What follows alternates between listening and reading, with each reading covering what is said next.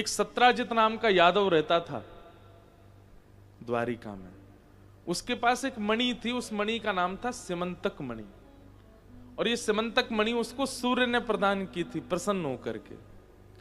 मणि का नियम था कि रोज 3-4-6 घंटे उसकी पूजा करो, तो उस मणि का ऐसा प्रभाव था कि कहीं से भी हजारों किलो सोना आपके घर आएगा। भगवान को जब ये बात पता चली तो ठाकुर जी बोले, एक व्यक्ति, इसकी एक बेटी, एक इसका भाई, ये छोटा सा परिवार इनका, ये हजारों किलो सोने का अकेले क्या करेंगे? कोई प्रयोग, अरे वो एक दिन में जितना सोना मिलता है उसका भी ये पूरे जीवन भरपाई कर दें तो भी ये उसको भोग नहीं पाएंगे। क्या फायदा? उसका कोई फायदा तो हो नहीं रहा है। अति में कुछ भी अच्छा नहीं है बंधुओं। हमारे गुरुदेव कहते हैं कि अति में ज्ञान भी अच्छा नहीं है। बहुत ज्यादा ज्ञान जिन लोगों को हो जाता है ना, वो सबको मूर्ख ही समझते हैं, वो किसी को आदमी नहीं समझते।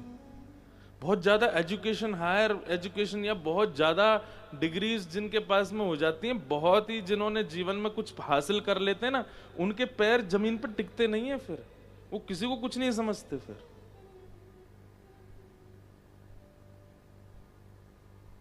इसलिए थोड़े अपूर्ण रहा कीजिए।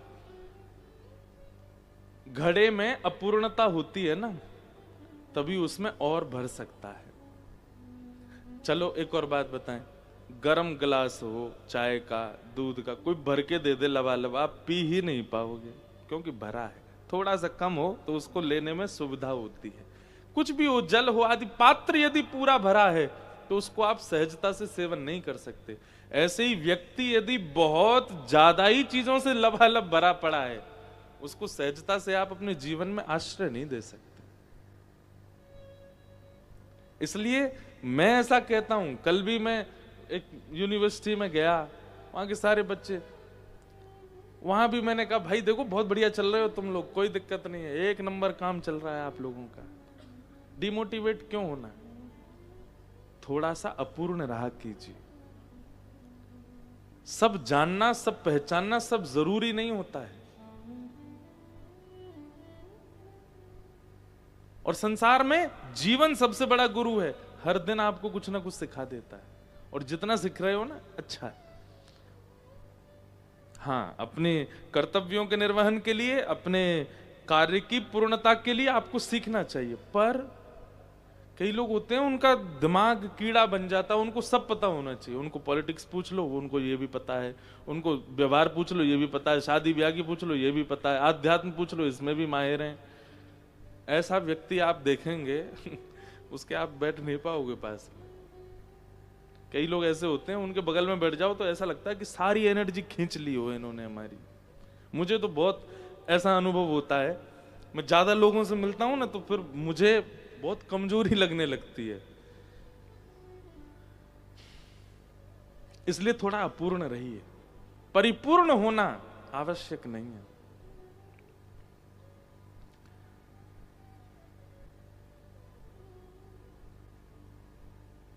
भगवान ने कहा अकेला क्या करेगा इतने धन का? तो ठाकुर जी उसके पास गए और बोले, हे सत्राजित, तुम्हारे पास जो मणि है वो इतना सोना देती है कि तुम अकेले उसको भोग नहीं पाओगे। प्रतिदिन इतना सोना है कि तुम पूरा जीवन निकाल दोगे तो भी तुमसे भरपाई नहीं हो पाएगी। इसलिए एक काम करो, उस स्वर्ण की मणि, वो जो सिमंतक मणि है, उसको द्वारिका के कार्यालय में जमा करवा दो। वहां उससे जितना धन निकलेगा, जितना सोना निकलेगा, उससे द्वारिका का विकास करेंगे हम। आपको पता है द्वारिका कितनी बड़ी थी? भागवत जी में एक संकेत किया है जो समुद्र में डूब चुकी है। अब लोग बाग इसको मानेंगे नहीं, लेकिन ये वास्तविकता है।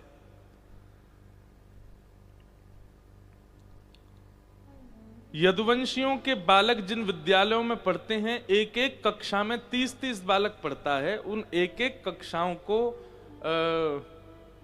पढ़ाने वाले अध्यापक, एक कक्षा में एक अध्यापक और 30 बच्चे, तो अध्यापकों की संख्या लिखी है 30 करोड़ के लगभग।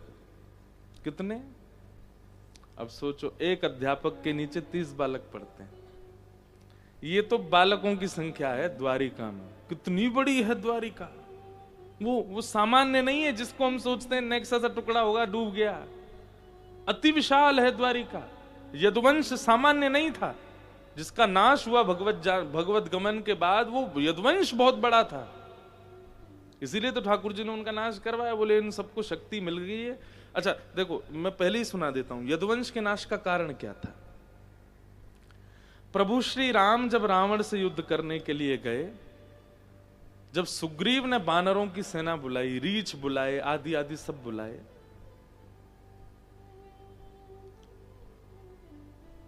चाहे कितनी भी प्रचंड सेना आ जाए बानरों की, रावण के आगे कुछ नहीं है।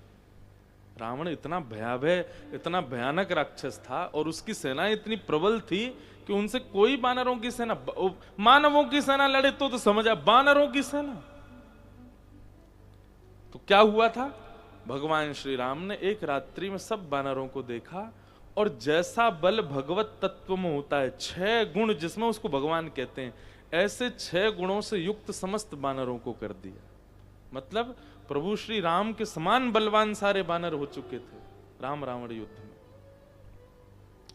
और बानरों को यह बात पता थी कि हमारा बल नहीं है, ये राम जी ने दिया है। जब हनुमान जी जाते हैं लंका तो वो कहते हैं, तब प्रताप रघुनाथ, ये मेरा प्रताप नहीं है, या हम बानरों में जो कोई भी युद्ध कर रहा है, ये हमारा प्रताप नहीं है, राम जी ने ही हम सबको अपना बल दिया है। और जैसे ही राम रावण युद्ध पूर्ण हुआ, बानरों ने अयोध्या आकर के अपना सारा बल ठाकुर जी को वापस कर दिया। बोले नाथ, बल की हमें आवश्यकता नहीं है, ये तो आपके कार्य सिद्धि के लिए आपने हमको दिया, आप वापस लीजिए। ठीक वैसे ही पृथ्वी का भार हल्का करने के लिए भगवान ने यदुवंशियों को भी अपने समान बल दिया।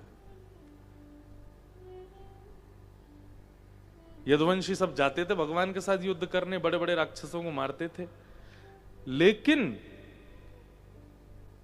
राक्षस वध हो गया, पृथ्वी का भार कम हो गया, यदुवंशियों को उस बल का गुमान होने लगा कि हम भगवान से कम है क्या। कोई कहता भैया हमारे घर में ब्याह है, द्वारिकाधीश आ जाएंगे, अरे उनसे क्या, हम आ जाएंगे, हमारी भी 4 भुजाएं, हमारे पास भी शंख चक्र गदा पद्म है, हमसे मांगो जो चाहिए देंगे हम, क्योंकि सब ठाकुर जी के समान बलवान हो चुके हैं। ये कारण था।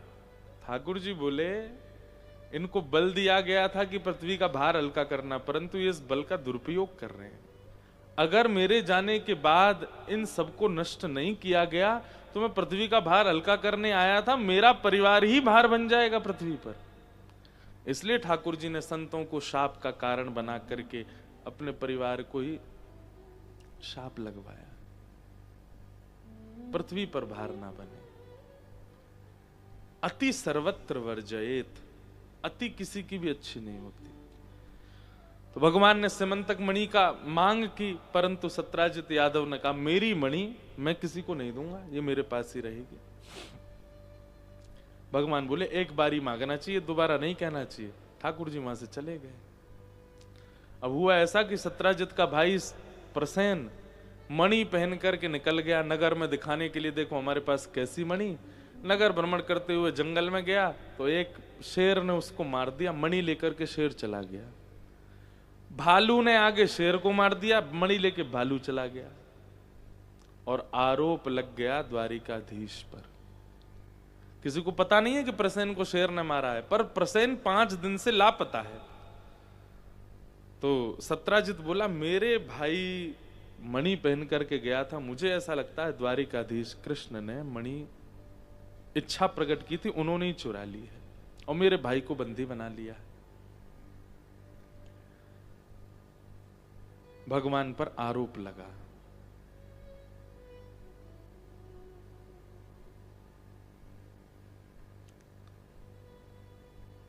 हम चाहे वही हो जरूरी नहीं, हम चाहे वही हो जरूरी नहीं, आशाएं कभी हुई पूरी नहीं, आशाएं कभी हुई पूरी नहीं। यह क्या सोच करे पा पागल मनवा, जो बीत गया सो बीत गया, क्या सोच करे पागल मनवा, जो बीत गया। बहुत सुंदर पंक्ति। बीत गया इस झूठे जग का खेल ही क्या, कोई हार गया कोई जीत गया। इस झूठे जग का खेल ही क्या, कोई हार गया कोई जीत गया। ये संसार है बंधुओं। इस पृथ्वी पर आने पर जब प्रभु श्री राम और कृष्ण पर भी लोग प्रश्न चिन्ह उठाते हैं तो हम तो मानव हैं। द्वारिका बसाई श्री कृष्ण ने, द्वारिका के लोगों को लेकर के श्री कृष्ण आए, सबके भले की सोच रहे हैं श्री कृष्ण। पर आज द्वारिका के लोगों ने श्री कृष्ण पर उंगली उठाने से पहले एक बार भी नहीं सोचा। सब द्वारिका के लोग बोले हो सकता है कि इन्होंने ही मणि चुराई हो। भगवान को जब ये बात पता चली कि पूरी द्वारिका भगवान पर संशय कर रही है, ठाकुर जी कहते हैं यही संसार है। यहां आप कितना भी कर मिटिए, कितना भी कर लीजिए, आपकी इतनी सी चूक और आपके जीवन के किए हुए सारे सत्कर्मों को भूल जाते हैं लोग, वो याद नहीं रखेंगे। लेकिन आपने एक क्षण में जो गलती की है उसको कह कह करके, याद कर करके आपके अंतिम दिन तक, अंतिम श्वास तक, अरे कहां तक कहें, जब व्यक्ति मर रहा होता है और उसका शमशान पर शव जल रहा होता है, तब भी चार लोग कह रहे हो यार आदमी तो अच्छा था, बढ़िया था, इसने ऐसे किया था वैसे किया, फिर एक निकल के आएगा वो सब छोड़, वो भूल गए तुम, ऐसा भी तो किया था इसने। माता पिता बहुत दुखी थे इसके, पत्नी को बहुत परेशान किया, बच्चे ऐसे। वहां पर भी लोग एक बात जो आपने गलत कर दी जीवन में उसी को ही बोलेंगे। ठाकुर जी ने क्या किया द्वारिका के लोगों के लिए, ये द्वारिका के लोगों को नहीं समझ आया। लेकिन आज एक झूठी खबर फैल गई कि भाई मणि भगवान ने चुरा ली, तो सबने मोहर लगा दी, हाँ चुराई होगी निश्चित ही।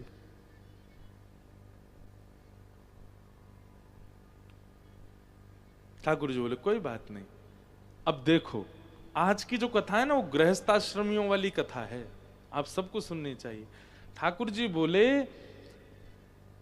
सत्य व्यक्ति को एक नियम का पालन करना चाहिए, अगर उस पर असत्य आक्षेप लगाया जा रहा है तो मौन रहे, बहुत ज्यादा सफाइयां ना दे।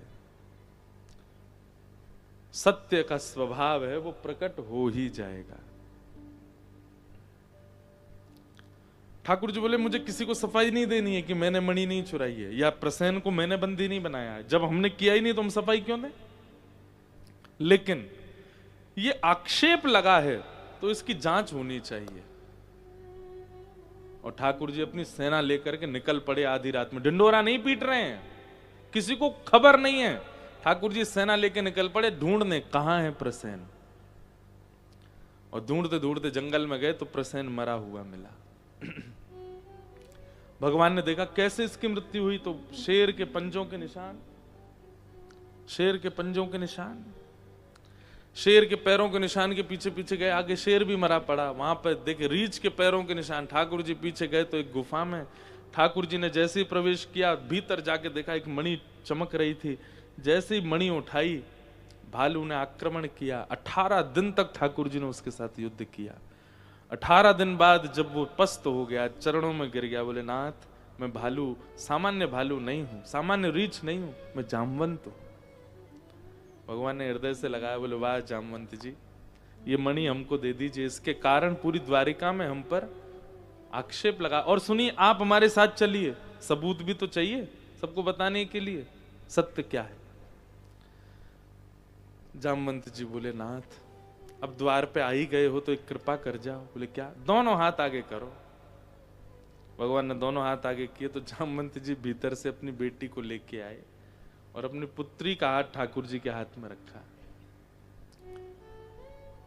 भगवान बोले एक कलंक हटेगा दूसरा लगेगा। बोले इंसान खत्म हो गए संसार में। ठाकुर जी भालू की बेटी से ब्याह करके आए हैं। और कई संत तो कहते हैं कि जामवती जो थी वो रीछों जैसी ही थी, तो ठाकुर जी को देखे घुरा और रही थी। ठाकुर जी बोले कहां रुक्मणी और कहां ये जामवती, थोड़ी हम पे दया कर लो जामवंत जी, ऐसा मत करो। बोले देखिए ये मर्यादा वर्यादाएं, इंसानों से ब्याह करना आदि, ये सब आपका राम युग में था, अब आप लीला पुरुषोत्तम हो, कृपा करके मेरी पुत्री को स्वीकार कीजिए। और भगवान ने जामवंत जी की पुत्री जामवती को स्वीकार किया। दूसरा विवाह ठाकुर जी का जामवती के साथ हुआ। द्वारिका आकर के ठाकुर जी ने मणि दिखाई और सब प्रस्तावित हो गया कि भाई मणि ठाकुर जी पे नहीं थी। द्वारिका के लोग रोने लगे, भगवान हमको क्षमा कर दो, हमने बहुत बड़ा अपराध कर दिया, आप पर आक्षेप लगाया। भगवान बोले कोई बात नहीं। अब आक्षेप उल्टा हो गया, जिसने खबर फैलाई थी कि भगवान ने मणि चुराई, अब लोग उसको ही गाली देने लगे। संसार भी वास्तव में बड़ा विचित्र है, नारेबाजी वाले लोग हैं हम, जहां की तरफ पल्ला भारी वहीं का नारा भारी। अब सब उसको गाली देने लगे, तेने हमारे भगवान के ऊपर आक्षेप लगाया, एक बार भी नहीं सोचा, तुमने इतना बड़ा वो कर दिया, आदि आदि सब उसको डांटने लगे। सत्राजित बोला मेरा तो निकलना दुष्कर हो गया, क्या करूं, द्वारिका के लोग मुझे मारने डोल रहे हैं। तब उसने सोचा अगर मेरी बेटी का ब्याह भगवान कृष्ण से हो जाए और ये मेरे संबंधी हो जाएं, तो अब देखो विवाह प्रमुख नहीं है, नाम बचना चाहिए हमारा। जबकि सत्राजित की बेटी जो सत्यभामा थी वो पहले से ही ठाकुर जी से ब्याह करना चाहती थी, तो सत्राजित कहता था तेरा ब्याह अरे गहरे से नहीं करूंगा मैं, तेरा ब्याह तो एक सतधनवा नाम का व्यक्ति था। अब देखो भागवत जी में इतने पात्र हैं, लिखते लिखते डायरियां बढ़ जाती हैं और सब याद और रखने पड़ते हैं। सतधनवा, सतधनवा से सत्यभामा की पहले सगाई हो चुकी थी, शादी होने वाली थी, और उस बीच में पिताजी क्या कह रहे हैं, अब सतधनवा से नहीं, अब तो कृष्ण से ही ब्याह होगा तुम्हारा, क्योंकि मेरा नाम बच जाएगा। सत्यभामा जी का ब्याह भगवान के सामने रखा। ठाकुर जी बोले वो तो पहले से ही चाहती थी ब्याह करना, आप ही नहीं करा रहे थे, लाओ करा दो। ठाकुर जी तैयार बैठे। और तीसरा ब्याह भगवान का सत्यभामा के साथ हुआ। एक बढ़िया से पात्र में सजा करके रेशमी कपड़ा में मणि लेके आया सत्राजित। बोले नाथ ये दहेज है। भगवान बोले इसको ले जाओ मेरे से दूर, ये नहीं चाहिए मुझे, इसको मत लाना मेरे पास, हम पुत्री आ गई आपकी बहुत है, बस ये नहीं चाहिए। बंधु दहेज क्या है पता है आपको? पिता की दो संपत्ति होती है, चल और अचल। पिता की अचल संपत्ति पर अधिकार होता है पुत्र का, लेकिन अधिकार नहीं होता, पिता चाहे तो अधिकार होता है। जैसे प्रॉपर्टीज हो गई, घर हो गया, ये पुत्र के नाम जाता है। और पिता की जो चल संपत्ति है इस पर अधिकार होता है पुत्री का। लेकिन इन दोनों के विभाजन में पिता की इच्छा प्रधान है, वो क्या देना चाहता है, कितना। पुत्र पुत्री नहीं कह सकते लड़के हमें दो। दहेज प्रथा बुरी नहीं है, उसको बुरा बना दिया है। क्यों? क्योंकि तीसरी पार्टी बोलती है कि हमें ये चाहिए, उनका तो अधिकार ही नहीं है कुछ बोलने का। दहेज प्रथा में यह था कि पिता अपनी पुत्री को दूसरे घर भेज रहा है, विवाह कर रहा है, तो अपनी पुत्री के सुख के लिए पिता ही विचार करता था, मैं इसको ये दूं बधाई के रूप में, चल संपत्ति। पर अब ये बिगड़ कब से गया? जब से डिमांडिंग हो गई। भगवान ने दहेज लेने से मना कर दिया। अब एक नई घटना घट गई। क्या? सतधनवा जिससे सगाई हो गई थी सत्यभामा की, उसको पता चला कि मेरा ब्याह तो टूट गया, मेरी मंगेतर से तो ब्याह कर लिया कृष्ण ने। तो उसने ये जांच नहीं करवाई क्या हुआ क्या नहीं हुआ, उसने जांच क्या करवाई, मणि कहां है ये बताओ, उसी के लिए तो हम ब्याह कर रहे थे। तो बोले मणि दी गई कृष्ण को दहेज में, लेकिन उन्होंने ली नहीं है, तुम्हारे जो एक्स ससुर जी थे उन्हीं के पास है। तो सत धनवा ने रात में मुंह पर कपड़ा वपड़ा बांध करके तलवार वलवार लेके छुप छुपा के चोरों के भांति अपने पूर्व ससुराल पहुंचा और सोते हुए सत्यराजित का वध कर दिया और वध करके मणि चुरा के वहां से भाग गया। अगले दिन प्रातःकाल का समय भगवान स्वधर्मा सभा में बैठे थे, तभी देखा कि नई अभी ब्याह हुआ है, सत्यभामा रोती हुई आई। ठाकुर जी बोले क्या हो गया? बोले पिताजी को मार दिया सत्यधनवा ने। तो ऐसा वर्णन करते हैं ठाकुर जी इतना रोए इतना रोए इतना रोए, मेरे ससुर जी मुझसे बहुत प्यार करते थे, चले गए बेचारे। इतना रोए कि सत्यभामा के मन में आया, मुझे पता है आप बहुत प्रेम करते हो मेरे पिता। हाँ देवी, मैं क्या बताऊं, मुझे वसुदेव जी से भी ज्यादा प्रिय थे वो। ठाकुर जी तो चाह रहे थे कि इसकी नजर में हम बढ़िया बने रहें। अच्छा, भगवान अपनी पत्नियों में केवल एक से डरते हैं, सत्यभामा से। बहुत प्रसंग ऐसे आए हैं, उससे बहुत डरते हैं ठाकुर जी। तो भगवान तो इसलिए रो रहे थे कि बेचारी को लगे कि मैं बहुत प्रेम करता हूं। लेकिन सत्यभामा बड़ी चतुर, बोली आप रोइए मत, मेरे और आपके आंख के आंसू तभी पूछेंगे, मेरे पिता की मृत्यु का बदला आप ही लोगे, जाओ जाओ। और जिसने मेरे पिता को मारा उसको मार के आइए और मणि लेके आइए, अब उस मणि पर अधिकार मेरा और आपका। मैं प्रथम पुत्री, आप प्रथम पुत्र हैं मेरे पिता के। भगवान बोले ये मणि कब जाएगी मेरे जीवन से? ये जब से मणि आई है ठाकुर जी आज बहुत एग्जॉशन में आ गए अपनी। अब सतधनवा को अक्रूर जी महाराज, जो भगवान को ब्रज से लेके आए थे, अक्रूर जी सतधनवा के मित्र थे। सतधनवा ने किसी को नहीं बताया, उन्हीं को था। बोले मैंने अपने पुराने ससुर जी को मार दिया और मणि चुरा लाया हूं। बोले सुन, तू जानता है तेरे ससुर जी नहीं, उनका दामाद कौन है? कृष्ण। वो तुझे जीवित नहीं छोड़ेंगे। बोले क्या करूं? बोले एक काम कर, तू मणि मुझे दे दे और तू भाग जा। अगर तू पकड़ा भी गया, मणि तेरे पास नहीं मिली, तो कम से कम जीवित तो रहेगा। वो मणि दे दी अक्रूर जी को, वो भागा। भगवान ने उसका पता कराया, पता करके उसको ढूंढा, ढूंढ करके जैसे ही उसका जांच करी, नहीं मिली, तो ठाकुर जी को तो क्रोध था, मार दिया उसको। लेकिन मणि नहीं मिली। सब जगह उसका घर आदि सब छान लिया, कहीं मणि नहीं मिली। ठाकुर जी खाली हाथ लौट करके आ गए द्वारिका। द्वारिका जैसी आए तो द्वार पे ही खड़ी थी सत्यभामा। आपने मारा मेरे पिता के हत्यारे को? भगवान बोले हाँ हमने मार दिया, प्रजा ने सबूत दे दिया, हाँ मार के आए हैं। अच्छा लाइए मणि दे दीजिए, मैं रख दूं उसको तिजोरी में। ठाकुर जी बोले वही बात थी देवी, बताना चाह रहा था, मणि नहीं मिली उसके पास। तो कहां गई मणि? बोले पता नहीं, मैंने तो बहुत सब उसके जो भी ठिकाने थे सब जगह देख लिया, मणि नहीं थी उसके पास। सत्यभामा के नेत्र बंद हो गए और नेत्र बंद करके सत्यभामा भी मन में सोचने लगी, मणि पर नजर तो इनकी पहले से थी, हो सकता है इन्होंने कहीं छुपा ली हो ताकि मैं ना अपना अधिकार मांगूं। और कहीं रुक्मणी आदि भी तो है ना पटरानियां, सबकी भरपाई करनी है इनको। ये बहुत चतुर हैं। ऐसा ऐसा ठाकुर जी के लिए सोचने लगी। ठाकुर जी तो अंतर्यामी हैं। भगवान बोले भैया संसार के लोग सावधान हो जाओ, सगी पत्नी भी आप पर संशय कर सकती है, ये संसार का नियम है। और 1 वर्ष तक सत्यभामा ने भगवान से बात नहीं की। ठाकुर जी जाते थे सत्यभामा के पास तो बस बैठती उठती, कुछ चर्चा नहीं करती। उसके मन में था कि इन्होंने मणि रख ली है। लेकिन ठाकुर जी भी बड़े चिंतित थे, अब क्या करें, नहीं संभल रहा। अब कहां तक हम सबूत देते रहे कि हमने नहीं किया कुछ भी।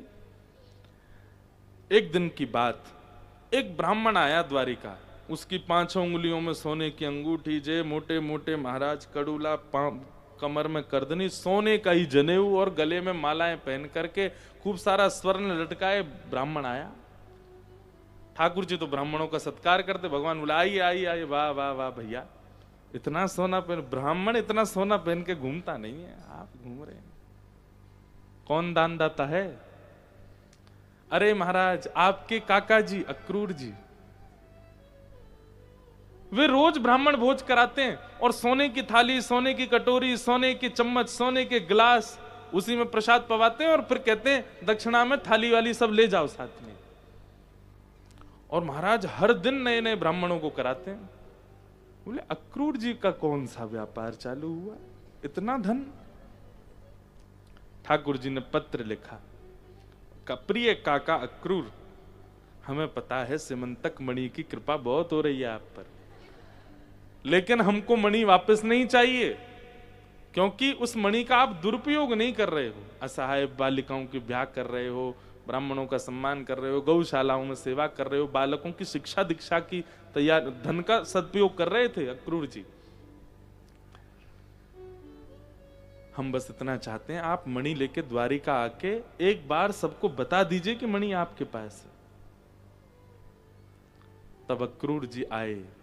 भगवान ने पूरी सभा बैठा रखी थी, सारी पत्नियां बैठी थी भगवान की, अभी तक तीन ब्याह हो गए ठाकुर जी के। वो सबके सामने अक्रूर जी ने मणि दिखा करके पूरा विवरण दिया। अब सत्यभामा को खेद हुआ, ठाकुर जी से बोली मुझे क्षमा कर दो। भगवान बोले कोई दिक्कत नहीं, ये संसार का नियम है, यहां अत्यंत घनिष्ठ व्यक्ति भी कभी कभी आपको कुदृष्टि से देखेगा। इसलिए भैया बिन गोपाल को नहीं अपनो, किसको अपना मान रहे हो आप? एक गलती जानबूझ के मत करिए, बस ऐसी देखने के लिए संग वाले का रिएक्शन क्या करके देख लीजिए, आपको पता चल जाएगा कितने आपके अपने। पर आप चाहे करोड़पति बन जाओ, चाहे रोड पर आ जाओ, आपके सेवा के ठाकुर जी आपसे कभी दूर नहीं होंगे, वो हमेशा आपके संग रहेंगे। आपके हृदय के ठाकुर जी वो आपसे कभी दूर नहीं होंगे। आप चाहे कितने भी प्रसिद्ध हो जाओ, चाहे कितने भी आप विचित्र हो जाओ, आपके ठाकुर जी अगर एक बार आपको पकड़ेंगे वो कभी नहीं छोड़ सकते। वही हमारे,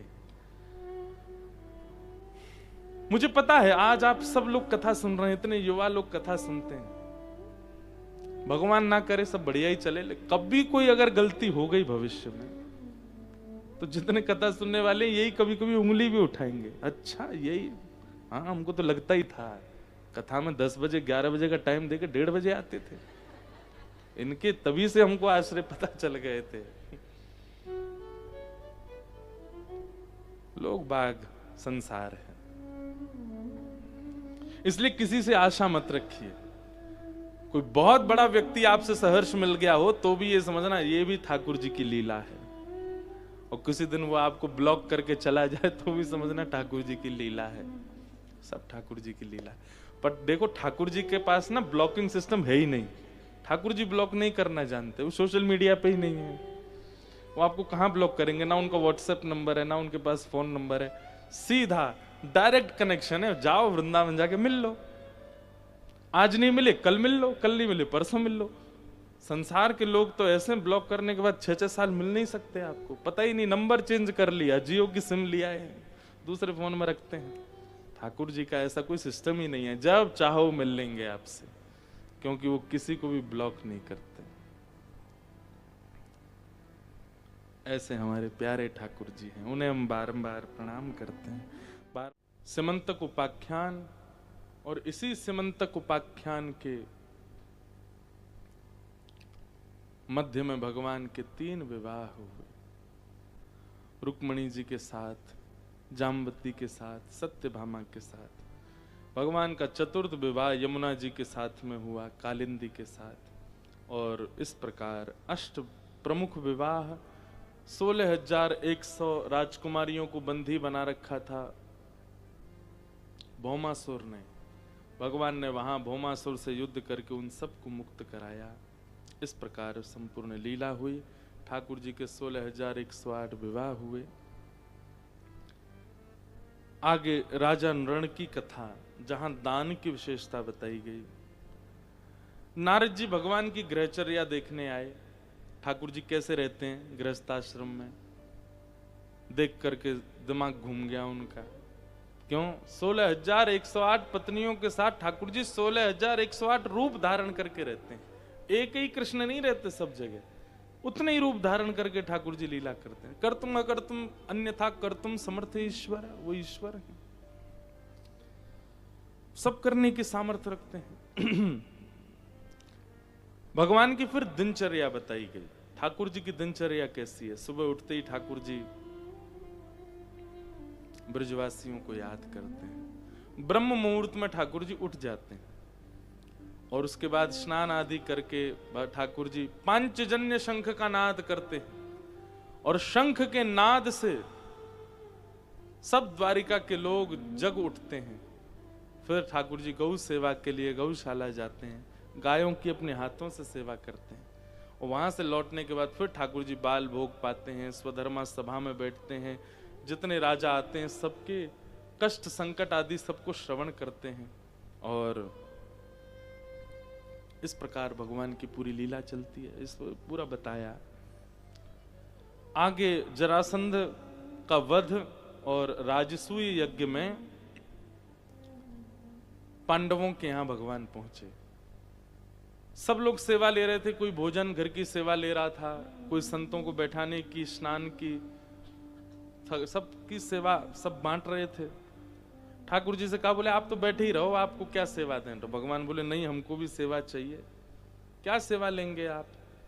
बोले जितने लोग यज्ञ में आएंगे सबकी पादुका व्यवस्थित करने की सेवा हमारी।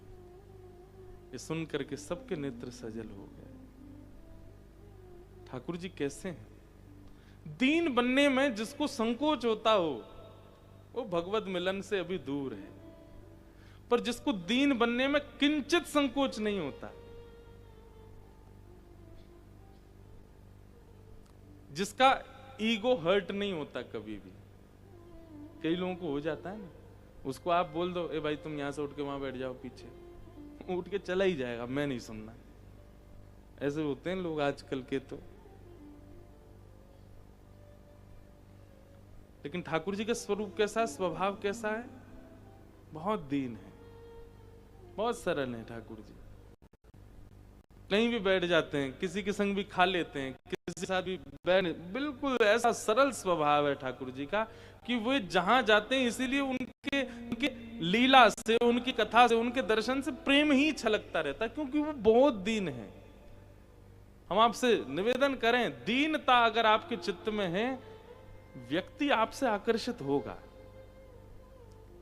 कई लोग ऐसे हैं, बड़े लोग, वो आपकी कई बार आपको जज कर सकते हैं, पर आपको उनके जजमेंट से भी फर्क नहीं पड़ेगा, आप ऐसे ही रहोगे।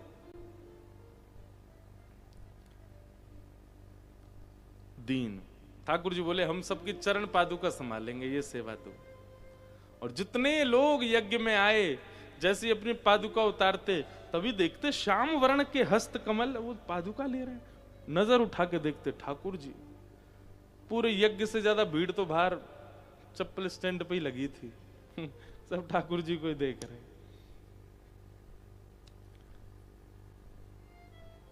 उसी यज्ञ में आया शिशुपाल,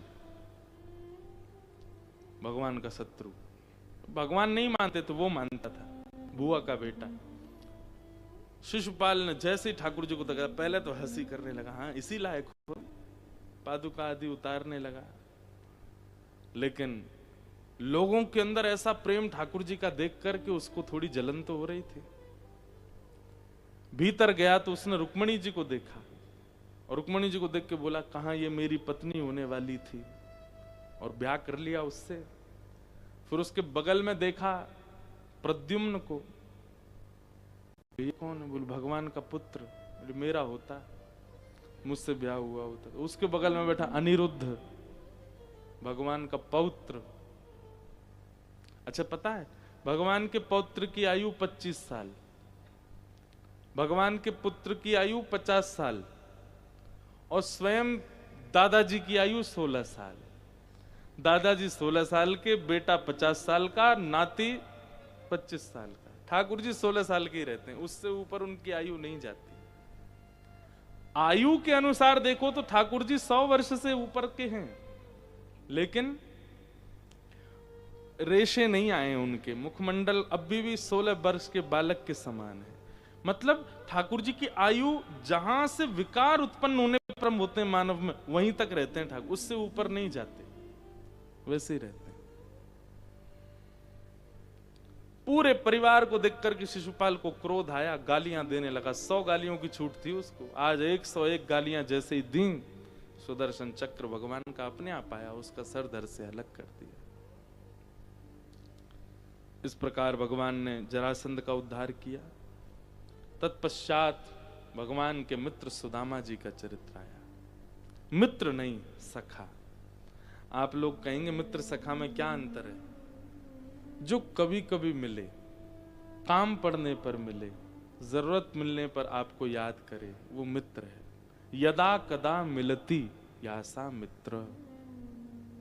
और सखा, वो संग ही खावे, संग ही रहवे, संग ही डोले, एक एक क्षण साथ ही रहे। इसीलिए माँ सखा हो सकती है, पिता सखा हो सकते हैं, भाई बंधु सखा हो सकते हैं, गुरु सखा हो सकते हैं, सखा सब हो सकते हैं, पर मित्र नहीं। मित्र तो स्वार्थी होता है। हम लोग मित्र बनाते हैं, सखा नहीं। और ठाकुर जी मित्र नहीं बनते, ठाकुर जी सखा बनते हैं। इसलिए नवदा भक्ति में भी श्रवणम कीर्तनम विष्णु स्मरणम पाद सेवनम अर्चनम वंदनम दास्यम सख्य आत्मनिवेदनम। 9 भक्ति में 8वीं भक्ति का नाम क्या है? सख्य, मित्रता नहीं। तो ठाकुर जी के कौन है? सखा, सुदामा। कृष्ण से आसीत सखा कश्चित ब्राह्मणो ब्रह्मवित्तम विरक्त इंद्रियार्थेषु प्रशांतात्मा जितेंद्रिय। सुदामा जी भगवान के सखा हैं।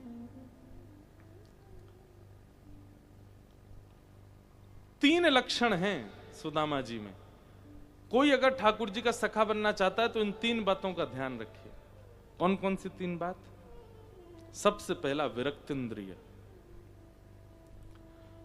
अपनी इंद्रियों को आप केवल भगवत संबंधी वस्तु प्रदान कीजिए, यह विरक्त इंद्रिय का लक्षण है। मतलब हम बोल चुके हैं कथा में, जीव को रस चाहिए तो हम रस की खोज में दुकानें ढूंढते हैं, कहां खाने जाएं। पर जीव को रस चाहिए तो किसी मंदिर में चले जाओ या किसी ऐसे स्थान पर जहां ठाकुर जी का भोग बनाओ, प्रसाद ही पवाओ। यश की याचना, रस की याचना जीव करे, आप उसको केवल भगवत रस दो। स्वर की याचना कान करे, भगवत कथा या भगवत संकीर्तन सुना। एक चीज आपने अनुभव की, मैंने तो की है, और मैं आजकल के युवाओं को भी देखता हूं, आप गाने सुनो, आप दुनिया भर के ढोल नगाड़े सुनो, आपके पैर थिरकेंगे, आपका शरीर थिरकेगा, लेकिन आप कीर्तन सुनो, शरीर स्तब्ध रहेगा, मन थिरकेगा, मन नृत्य करता है, हृदय झूम उठता है। हृदय का झूमना अच्छा है, हृदय का आनंदित होना अच्छा है, तन से ज्यादा।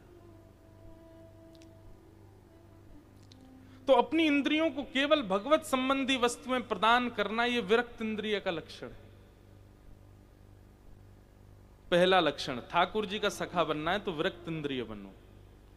दूसरी बात, ठाकुर जी का सखा यदि बनना है तो प्रशांतात्मा, जितना हो सके कम बोलो, शांत रहो। एक बंधु एक बात कहें, थोड़ा एक नियम तो बनाइए मौन रहने का। हम आपको सही बता रहे हैं, 28 वर्ष की आयु में बहुत कुछ हमको केवल मौन रहने से मिल जाता है। मौन रहा कीजिए। शब्दों का, लीलाओं का, कई चीजों का चिंतन केवल मौन से प्राप्त होता है। हम कथा से जाते हैं, आप सब लोग खूब चिल्लाते हो, बोलते हो, जो भी ठाकुर जी का नाम बोलो, जय जय, नहीं रुक जा, लेकिन उस समय मौन रहता है। आज तो हमारे मौन सब खत्म हो गए, आज नहीं था।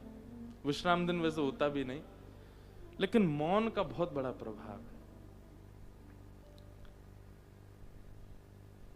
जैसे आप फास्टिंग करते हैं शरीर की, तो आपका शरीर डिटॉक्स होता है।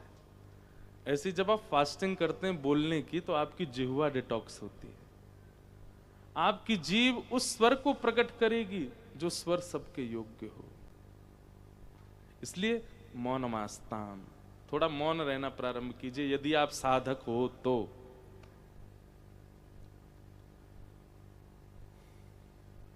विरक्तेन्द्रियार्थेषु प्रशांतात्मा जितेंद्रिय। प्रशांतात्मा, शांत रहिए, थोड़ा सा कम बोलिए। और तीसरा लक्षण है इंद्रियों को जीतिए। देखिए, एक मेरी बात सुनिएगा। आपकी इंद्रियां इच्छा प्रकट करती हैं, समस्त इंद्रियां। पहले इंद्रियां कितनी होती हैं शरीर में, बताओ कितनी इंद्रियां होती हैं? हैं? कोई कह रहा 5, 10 होती हैं। 10 पंच ज्ञानेंद्रिय और पंच कर्मेंद्रिय। आंख, नाक, जीव, कान, त्वचा पंच ज्ञानेंद्रिय, और पंच कर्मेंद्रिय हाथ, पैर, मुख, और 2 उपस्थ इंद्रिय, गुप्त इंद्रिय। ये 10 इंद्रियां हैं, और ये 10 हमको भगाती रहती हैं। कुछ ना कुछ इनकी इच्छाएं प्रकट होती रहती हैं। मन, कई लोग कहते हैं मन बहुत भटकता है, मन बहुत भटकता है, क्योंकि आपने मन को आदी बना दिया भटकने का। जैसे छोटे छोटे बालक होते हैं ना, उनको आप गोद में लो तो लोग, माँ उनकी बोलते, आप बैठे हैं, ये बैठों की गोद में नहीं आते, पहले खड़े हो जाइए, ऐसे बोलते हैं ना। रो रहा है, क्या कर, इसको घूमने की आदत हो गई है, इसको बाहर घुमाओ तो ठीक रहता है। ऐसे ही मन है हमारा।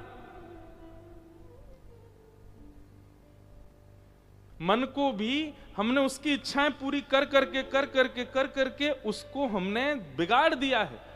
मन इच्छा प्रकट करता, मुझे गोलगप्पे खाने हैं, तो आप तुरंत दौड़ने लगते हैं। आजकल तो इतनी वो हो गई है, क्या बोलते हैं उसको, एप्लीकेशन पर डाल देते, गोलगप्पा इधर आओ, आ जाता है, घर ही आ गया, वहीं खा लेते हैं उसको। अब जाना तो दूर की बात, वो यही आ जाता है। ये जितनी एप्लीकेशंस बन रही हैं, ये सारी आपके मन को बिगाड़ने की बन रही हैं। जितनी आधुनिकता बढ़ती जा रही है, मन उतना ही ज्यादा भयानक बिगड़ता जा रहा है। पर भला हो, कहीं ना कहीं सोशल मीडिया पर लोग बाग थोड़े प्रवचन वगैरह सुन लेते हैं, तो सिमिट्री बनी रहती है। बिगड़ता है, फिर एक रील ऐसी आ जाती है प्रेमानंद जी महाराज की, सुधर गए। फिर एक बात आती, फिर आ गई रील एक महाराज जी इंद्रेश जी की, फिर सुधर गए। फिर एक बात आई, फिर कोई रील आ गई, फिर सुधर गए। तो अभी क्या हो रहा है कि आपका जो है भोजन जो है गुलाब जामुन पापड़ संग में चल रहे हैं आपके। मन को आप जब बहुत ज्यादा उसकी इच्छाएं पूरी कर देते हैं ना, तो मन के पास एक इंडिकेशन पहुंच जाता है, भाई ये तो मेरा गुलाम है, इससे अभी इच्छा पूरी करवाता हूं, पता क्या खाना है। फिर मन सोचता है ये खाना है, तुरंत भागता है वो। एक व्यक्ति, अरे आप भी जानते होंगे ऐसे लोगों को, हम तो घूमते रहते हैं दुनिया में कहीं ना कहीं। एक हमारे परिवार के एक सदस्य का मैसेज आया, कहाँ हो? मैंने कहा मुंबई एयरपोर्ट। पहुंच गए क्या? मैंने कहा बताओ। बोले बड़ा पाव ले आओ हमारे लिए, मुंबई से आ रहे हो, मैं दिल्ली एयरपोर्ट पे ही मिलूंगा, यहाँ उतरते ही मुझे दे देना। मैंने कहा भाई कितना, मतलब जीव कितनी हमारी जो है विचलित हो चुकी है। और ये तो जीव की बात है इसलिए मंच से कर रहे हैं, परंतु इंद्रियां तो सभी बिगड़ चुकी। इंद्रियां नहीं बिगड़ती, ना जीव बुरी है, ना हाथ बुरे हैं, ना नेत्र बुरे हैं, ना कान बुरे हैं, ना पैर बुरे। इन सबका संचालन करने वाला मन बुरा है, और वो उतना ही बुरा होता चला जाएगा जितनी इच्छा उसकी आप पूरी करते जाओगे। देखना इंद्रियों के न घोड़े भगे, उनमें हरदम जो संयम के कोड़े पड़े। अपने रथ को सुमार्ग लगाते चलो, कृष्ण गोविंद गोपाल गाते चलो। आपकी कोई इंद्रिय प्रकट हुई, इंद्रिय की इच्छा प्रकट हुई। कल मैंने कहा था कि दोष प्रकट होते हैं तो नाम जप किया कीजिए। आज एक प्रयास करना, गुलाब जामुन की इच्छा हो रही है, बहुत प्रबल इच्छा हो रही है मीठा खाने की। कोई बुराई नहीं है खाने में, लेकिन आज प्रयास करना। जैसे कोई इच्छा प्रकट हो, जीव की, आंख की, नाक की, कोई भी इच्छा प्रकट होती, नेत्र बंद करके कथा सुनने लग जाओ, या कोई कीर्तन करने लग जाओ, या किसी प्रकार से अपने मन की वो इच्छा पूरी करनी नहीं है आपको। बहुत परेशान कर देगा मन, आपको विचलित कर देगा, लेकिन मत करना पूरी। उसके बाद क्या होगा? मन को ये इंडिकेशन पहुंच जाएगा, भाई इच्छा प्रकट करते हैं पर ये पूरी नहीं करता। धीरे धीरे मन ही आपसे उम्मीदें छोड़ देगा। मन कहेगा पूरा तो इसको करना नहीं है तो क्यों करें प्रकट, छोड़ो, सुधर जाओगे, सवर जाओगे। तो ठाकुर जी की प्राप्ति के लिए ये 3 सखा के अंदर गुण होने चाहिए। सबसे पहला विरक्त इंद्रिय, दूसरा प्रशांत आत्मा, तीसरा जितेंद्रिय। सुदामा जी में ये तीनों लक्षण हैं। सुदामा जी महाराज का ब्याह हुआ, सुशीला नाम की पत्नी है, कुछ बालक हैं, परंतु श्री सुदामा जी महाराज अत्यंत दीन, कभी किसी को बताते नहीं हैं अपनी परिस्थितियां। अपनी पत्नी को भी नहीं बताया कि श्री कृष्ण मेरे मित्र हैं, मेरे सखा हैं। क्यों? कि कहीं इसके मन में कभी ये भावना ना आ जाए कि उनसे कुछ मांगो। सखा का तो स्वभाव होता है वो देता है, मांगता नहीं, भले ही खुद के पास कुछ ना हो फिर भी देता है। एक दिन उनकी पत्नी को पता चला कि मेरे पति के सखा कृष्ण हैं। खुश हो गई, आनंद के साथ आई, बोली मुझे आज एक खबर पता चली। बोले क्या? आपके बचपन के गुरुकुल के सखा हैं श्री कृष्ण। सुदामा जी स्तब्ध हो गए, तुम्हें किसने बताया? बोले बस मुझे पता चला। हाँ है तो सही देवी, देखो सौभाग्य हमारा। बोले सौभाग्य है, दुनिया के लोग उनके सामने जाके खड़े हो जाते हैं तो मैंने सुना है कि उनकी इच्छाएं पूरी हो जाती हैं। आप उनके सखा हो, आप उनके साथ रहे हो।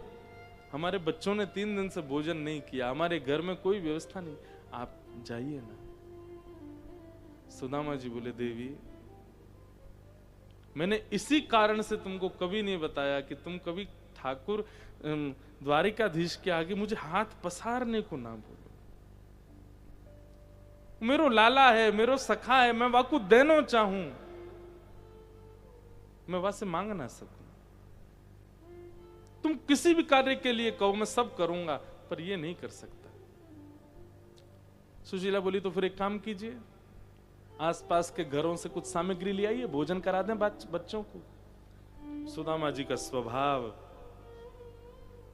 ऐसा नहीं है, वो कहीं मांगने जाते नहीं, शांत हो गए। बोले बच्चों को खिलाना नहीं, कहीं से मांग के लाना नहीं, कृष्ण के पास आपको जाना नहीं, और कहते हो कि जो कहूंगी सो करोगे। मेरी सौगंध है आपको, द्वारिकाधीश के पास जाओ। जब सौगंध दे दी पत्नी ने, सुदामा जी के नेत्र सजल हो गए, निकल पड़े सुदामा जी। बंधुओं देखो सुदामा चरित्र सबने सुना है, पर एक घटना, एक लीला में सुनाता हूं कथा में, वो सुनकर के आप अंदाजा लगाइए कि सुदामा जी कैसे हैं। और फिर बस उसके बाद हम कथा को विश्राम की ओर ले चलेंगे। विश्राम से पूर्व कथा की मुख्य यजमान इंदु मल्होत्रा जी 10 मिनट 5 मिनट कुछ कहेंगी, आप सुनिएगा। उसके बाद हम विदा लेंगे आपसे। श्री सुदामा जी ठाकुर जी के संग के सखा हैं, संग ही गुरुकुल में पढ़ते।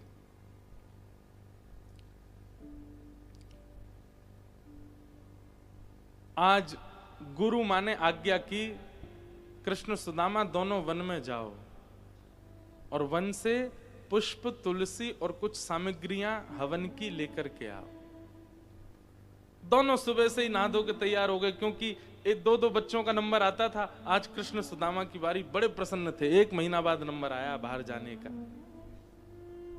स्नान करके धोती आदि पहन करके दोनों बिल्कुल तैयार। उसी समय भृगु ऋषि का आश्रम में आगमन हुआ और गुरु मां के सामने कमंडल आगे कर दिया और कहा माते भिक्षाम देहि, भिक्षा प्रदान कीजिए।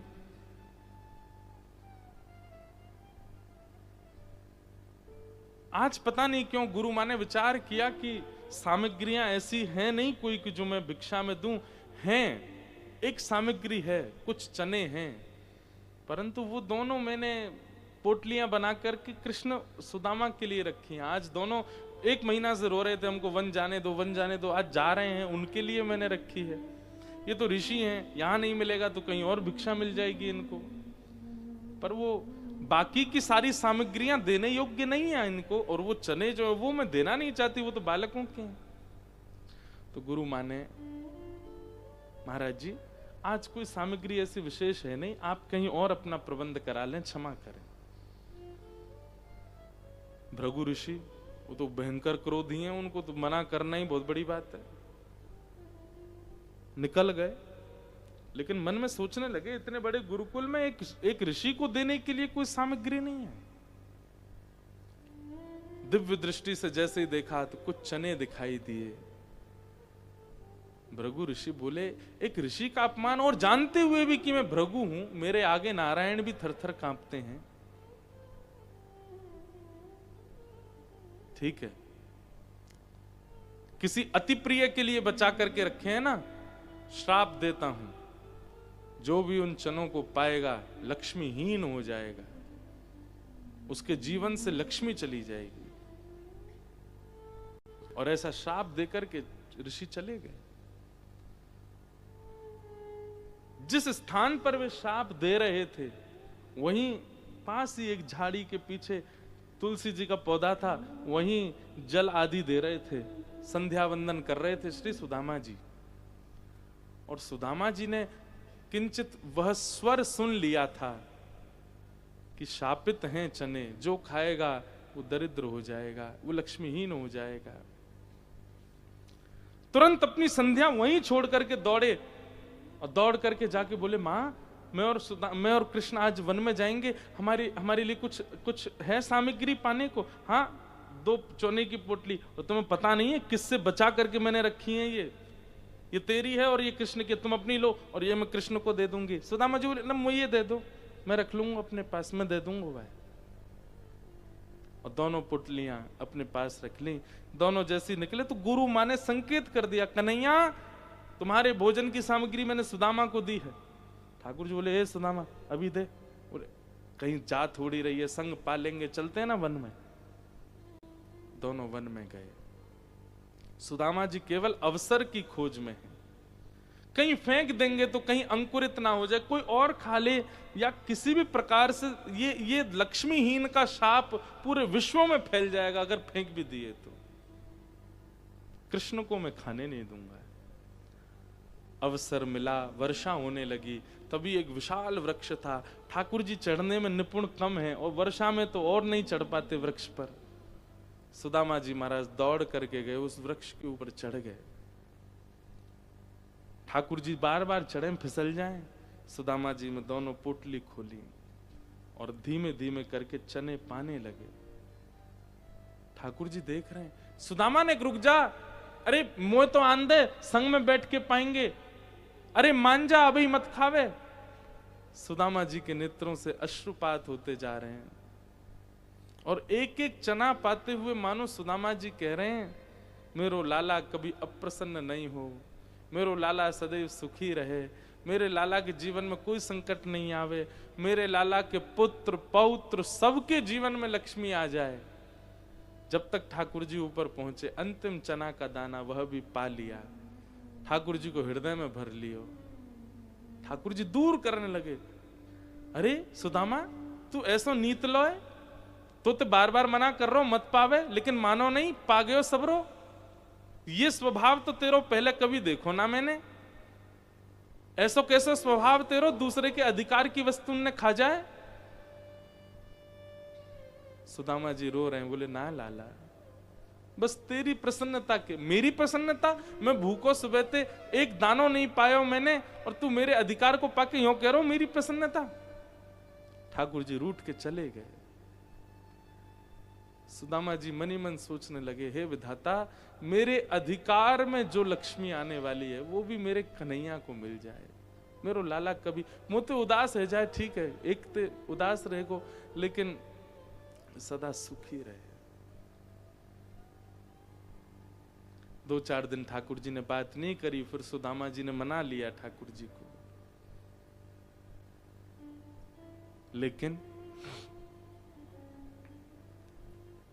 आज द्वारिकाधीश यदि सोने की नगरी में बैठते हैं, वे परब्रह्म है, वे परमात्मा है, उसके पीछे कोई संशय नहीं है। पर ठाकुर जी के समान सारा यश वैभव पूरे यदुवंशियों को प्राप्त हुआ है। ये सुदामा जी की देन है यदुवंशियों को, ये सुदामा जी की भेंट है अपने सखा को। सुदामा जी के घर में वर्षा हो जाए तो कमर तक जल भर जाता है, भोजन पाने के लिए बालकों के पास सामग्री नहीं है, ये सब भेंट कर चुके हैं अपने सखा को। ऐसे सखा हैं श्री सुदामा जी महाराज। ठाकुर जी के पास पहुंचे, भगवान ने खूब स्वागत सत्कार किया, कुछ नहीं मांगा। एक पोटली चने की दे दी थी पत्नी ने कि मित्र के यहाँ खाली हाथ नहीं जाते। ठाकुर सुदामा जी उसको भी छुपाए बैठे थे, इतने बड़े बड़े घराने की राजकुमारियां, इनके सामने फटा हुआ पोटला दिखाऊंगा मैं? पर ठाकुर जी ने पूछ लिया, भाभी ने मेरे लिए क्या भेजा? सुदामा जी कुछ नहीं, कुछ नहीं, कुछ नहीं, ऐसा तो हो ही नहीं सकता, भाभी खाली हाथ नहीं भेजेंगे, बताओ क्या भेजा? नहीं दिया तो फिर ठाकुर जी ने ही भुजा के बगल से पोटली ले ली, खोल करके देखे तो भिन्न भिन्न प्रकार के चावल, वो भी एक मुट्ठी चावल। ठाकुर जी रूखे चावल ही पाने लगे। सुदामा जी के नेत्र सजल है गए, लाला तू को कष्ट देवे नहीं आया हूं मैं, ये कहा कर रहा है तू? भगवान बोले हम जो कर रहे हैं सत्य कर रहे हैं, अच्छा कर रहे हैं, आप हमें मत टोकिए। ठाकुर जी ने इंद्र की संपदा, ब्रह्म की संपदा एवं तीनों लोकों की संपदा भी फीकी हो जाए जिसके आगे, ऐसा ऐसा राज्य प्रदान किया श्री सुदामा जी को। सुदामा जी महाराज वापस लौट करके गए, देखा तो पूरा नगर बदल चुका था। द्वारपालों से पूछने लगे, मेरी कुटिया थी कहाँ गई? बोले हमें तो ये बना बनाया मिला जब हम आए हैं कार्य पर। सब योजनाओं के बाद जब पता चला कि सब भगवान की कृपा है। सुदामा जी बोले लाला मैंने तोते कछु मांगो जो तेने इतनो कछु दे दियो? ठाकुर जी बोले मांग व्यवहारे ने तो तुच्छ ही मिले, और जो कछु ना मांगे उनको सब कछु मिले, उनको तो मैं खुद को प्रदान करता हूं। सुदामा जी ये संपत्ति नहीं दी है मैंने आपको, ये मैंने खुद को दिया है आपको, इसे स्वीकार करो। और इस प्रकार श्री सुदामा जी पर भगवान की कृपा हुई। बोलो भक्त वत्सल भगवान की। आगे बंधुओं, भगवान के संपूर्ण यदुवंश को संतों का श्राप लगा। क्यों? भगवान कहते हैं भाई रूप, यौवन, संपत्ति और बहुत सम्मान, ये चार, अगर इन चारों में से एक भी किसी के जीवन में आ जाए, क्या क्या? रूप, यौवन, संपत्ति और बहुत सम्मान, ये चारों में से एक भी यदि किसी के जीवन में आ गया और इन चारों के साथ में सत्संग जीवन में नहीं आया, उस व्यक्ति का पतन निश्चित हो जाएगा। कोई रूपवान है, बहुत सुंदर है, लेकिन सत्संग नहीं है जीवन में, एक दिन रूप गर्विष्ठ हो जाएगा, अपने रूप के अहंकार के कारण ही नाश का कारण बनेगा। सुंदर युवावस्था है लेकिन सत्संग जीवन में नहीं है तो भटक सकता है।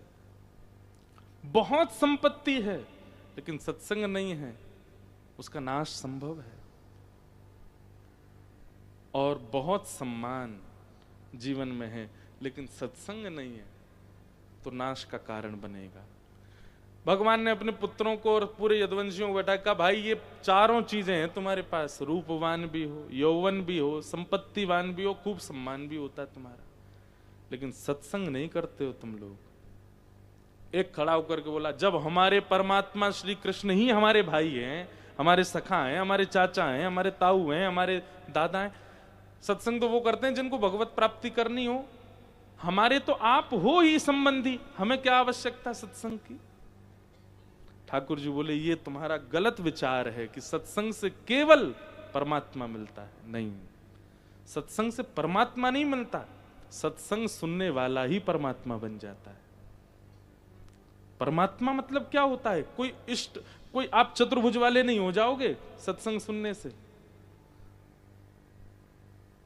सत्संग सुनने से क्या होगा? परमात्मा मतलब आत्मा परम शुद्ध जिसकी है उसको परमात्मा कहते हैं। हम लोग शुद्ध हैं? हमारी विचारधारा, हमारी सोच, हमारी क्रिया सब अशुद्ध है। भगवान कहते हैं परमात्मा की प्राप्ति मतलब अत्यंत शुद्ध अवस्था की प्राप्ति। क्या करना है क्या नहीं करना, निर्णयात्मिका बुद्धि प्राप्त होती है सत्संग से। ये गलत मत सोचा कीजिए केवल परमात्मा मिलते हैं। और जिसके पास निर्णयात्मिका बुद्धि है, जिसकी आत्मा परम शुद्ध हो चुकी है, परमात्मा उससे मिलने आते हैं। पर सत्संग का यही उद्देश्य नहीं है। यदुवंशी अपने सिर खुजाने लगे, ये तो ऐसे ही बोलते हैं, इससे क्या होता है, हमें क्या करना है सत्संग, हमें कोई जरूरत थोड़ी है। भगवान बोले यही नाश का कारण बनेगा तुम्हारा। वही हुआ। एक दिन कुछ संतों की टोली द्वारिका आई, आकर के सब लोग बैठे थे समुद्र के तट पर। तो भगवान के पुत्र वहां खेल रहे थे। ठाकुर जी ने, सब पुत्रों ने विचार किया, देख देख देख देख महात्मा आए हैं जिनकी पिताजी पूरे दिन प्रशंसा करते रहते हैं इन्हीं की। चल एक लीला करते हैं। क्या? भगवान के पुत्र शाम्ब को साड़ी पहना दी और साड़ी पहना के पेट पर पोटला बांध दिया और बोले घूंघट कर ले। और सांब ने घूंघट कर लिया और सब उसको लेके गए। महाराज जी, तो सब संत, अरे अरे आप सब तो द्वारिकाधीश के पुत्र हैं।